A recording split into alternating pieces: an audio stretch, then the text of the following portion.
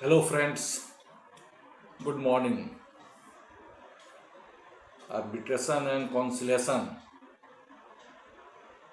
के क्लास में आपका स्वागत है।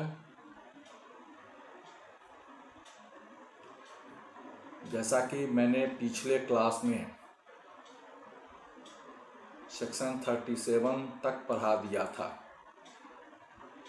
अब आगे हम आते हैं सेक्शन 38 मध्यस्थम कार्यवाही से संबंधित मूल धाराएं।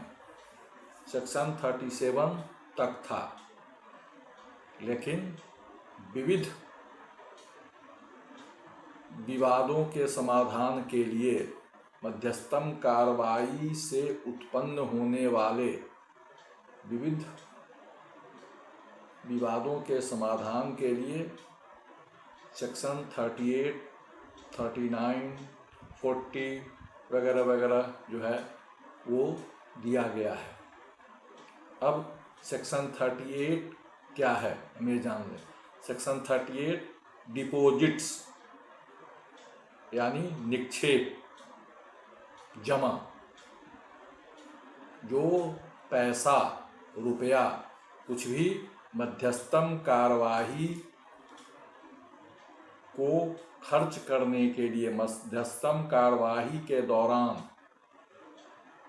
खर्च के लिए पक्षकारों द्वारा जमा किया जाता है या जमा किया जाएगा, उसके संबंध में दिया गया है, प्रावधान किया गया है। तो हम यहाँ देखते हैं कि सेक्शन 38 क्या कहता है। Subsection 38 clause 1 section 38 subsection 1, the arbitral tribunal may fix the amount of the deposit or supplementary deposit as the case may be as an advance for the cost referred to in subsection 8 of section 31, which it accepts will be incurred in respect of the claim submitted to it. Subsection 1 के अनुसार जो भी पक्षकार दावा करते हैं, जिनका विवाद मध्यस्थम अधिकरण में सुनवाई के लिए, मध्यस्थम के लिए लाया जाता है, तो मध्यस्थम के गठन के साथ ही मध्यस्थम ट्रिब्यूनल जो है सो पक्षकारों को वह राशि, एक लमसम राशि या अतिरिक्त राशि,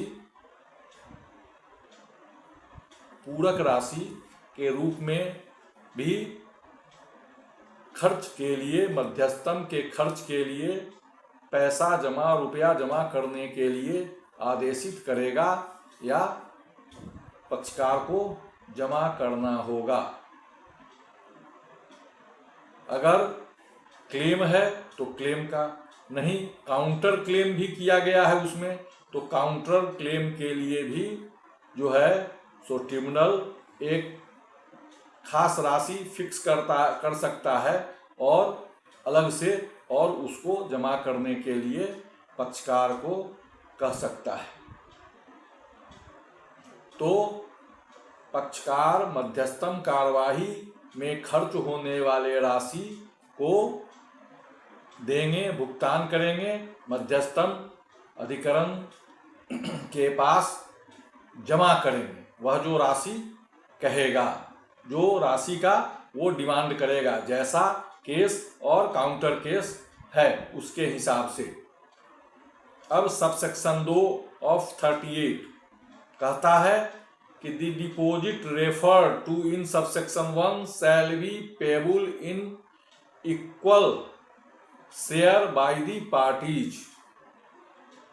जो अमाउंट, जो भी राशि फिक्स किया गया है, निर्धारित किया गया है सबसेक्शन 1 के तहत मध्यस्थम अधिकरण के द्वारा, उस राशि का भुगतान पक्षकारों द्वारा समान रूप से, समान हिस्सेदारी के साथ किया जाएगा। यद्यपि कि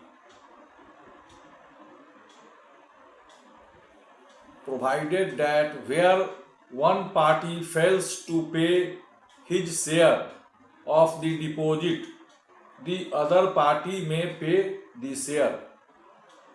यदि पहला अधिकार दोनों को समान रूप से जो भी निर्धारित राशि किया गया है ट्रिब्यूनल के द्वारा, वो आधा आधा, अगर 3 आदमी है, 3 पक्षकार है, तो तीनों पक्षकार का इक्वल शेयर में जमा करने का कह रहा है। यदि उसमें से दूसरा पक्षकार वो राशि जमा नहीं करता है, तो वैसी स्थिति में एक पक्षकार भी पूरे राशि को जमा कर सकता है, करता है। यदि अब नेक्स्ट आता है, यदि आगे provided further that where the other party also does not pay the aforesaid share in respect of the claim or the counter claim, the arbitral tribunal may suspend or terminate the arbitral proceeding in respect of such claim or counter claim as the case may be।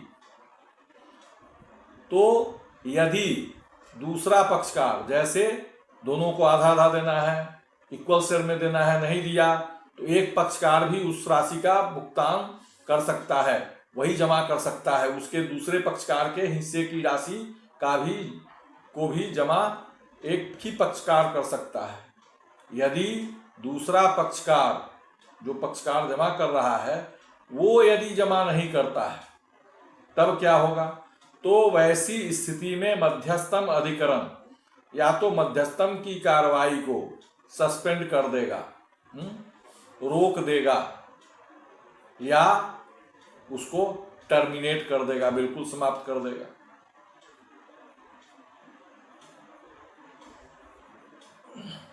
या उस आशय का claim और counter claim है। Suppose कीजिए कि claim वाला ने राशि जमा कर दिया और काउंटर क्लेम वाला ने राशि नहीं जमा किया, तो मध्यस्थम अधिकरण मध्यस्थम की कार्रवाई को चलायमान रखते हुए और सिर्फ क्लेम वाले पर ही अपना अवार्ड देगा और काउंटर क्लेम वाले को सस्पेंड कर देगा। यह अधिकार यह सेक्शन देता है कि यदि मध्यस्थम में होने वाले खर्च का भुगतान पक्षकार नहीं करते हैं तो क्या क्या किया जा सकता है। अब सबसेक्शन 3 ऑफ सेक्शन 38 कहता है, upon termination of the arbitral proceeding, the arbitral tribunal shall render an accounting to the parties of the deposits received and shall return any unexpended balance to the party or parties as the case may be। Subsection 3 प्रावधान करता है कि मध्यस्थम अधिकरण की कार्यवाही के समाप्त हो जाने के बाद जो भी मध्यस्थम अधिकरण को राशि जमा कराया गया था, दिया गया था, उस राशि का जो खर्चा है उसका हिसाब मध्यस्थम अधिकरण उस पक्षकार को देगा या पक्षकारों को देगा। अब सपोज कीजिए कि एक पक्षकार ने जो जब जमा किया है पैसा उसको देगा, नहीं सभी पक्षकार ने पैसा जमा किया है तो उसका हिसाब सभी पक्षकारों को देगा। और यदि वैसी राशि जो खर्च नहीं हुआ है, मध्यस्थम प्रक्रिया के दौरान जो पैसा जमा किया गया उसमें से बिना खर्च किया हुआ जो बचा हुआ राशि है, उस राशि को पक्षकार या पक्षकारों को, जिसने भी उस राशि को जमा किया है, यहाँ पर यह भी ध्यान दिया जाएगा कि दोनों सभी पक्षकारों ने मिलकर जमा किया है तो जो बचा हुआ अमाउंट है वो सभी पक्षकारों को दिया जाएगा। नहीं एक ही पक्षकार ने जमा किया है तो वह राशि जो है, बचा हुआ राशि जिस पक्षकार के द्वारा जमा किया गया है उसको हिसाब के साथ जो शेष राशि है उसको मध्यस्थम अधिकरण की कार्यवाही समाप्त होने के बाद भुगतान कर दिया जाएगा, दे दिया जाएगा। यही सेक्शन 38 में प्रावधानित किया गया है कि मध्यस्थम के खर्च का हिसाब किताब करके उसकी कार्यवाही के लिए खर्च जो है वो कहाँ से आएगा, कौन देगा और किस प्रकार खर्च होगा, और फिर जो राशि बचेगा उसका भुगतान जो है वो कैसे पक्षकारों को बचे हुए राशि का भुगतान कर दिया जाएगा। इसी से संबंधित सेक्शन 38 जो है वो उसका प्रावधान किया गया है। अब अगले क्लास में हम बताएंगे सेक्शन 39 के विषय में, जिसमें यदि ज़्यादा है तो रिटर्न हो जाएगा। अब मान लीजिए कि अगर मध्यस्थम कार्यवाही के बाद मध्यस्थम अधिकरण को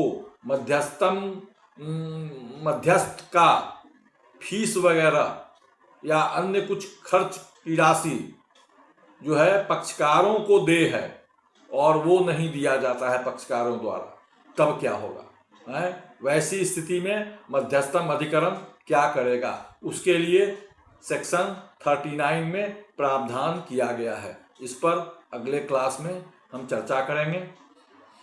इसलिए आज इतना ही। Okay, thank you.